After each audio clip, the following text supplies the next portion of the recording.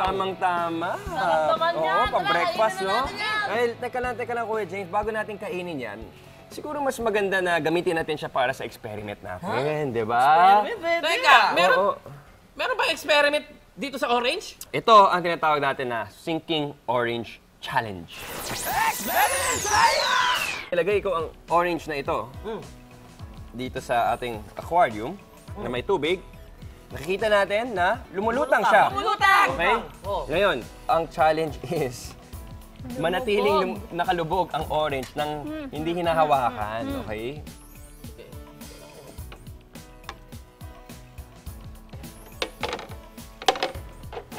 Ay!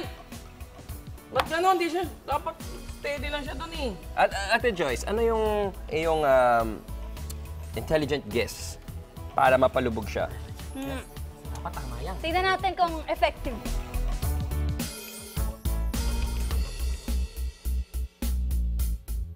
Oo nga, may sa kotse.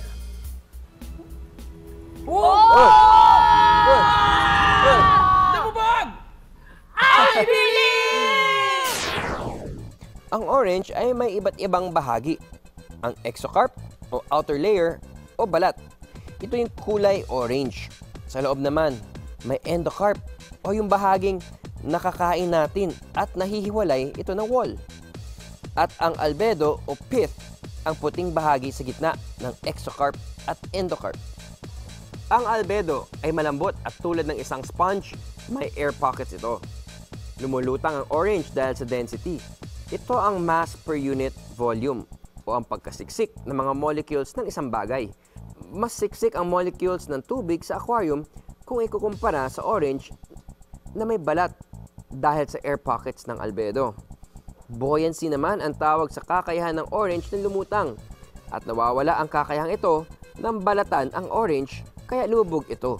Sa tulong ng ordinaryong bagay na ipapakita natin ang extraordinary science, I believe.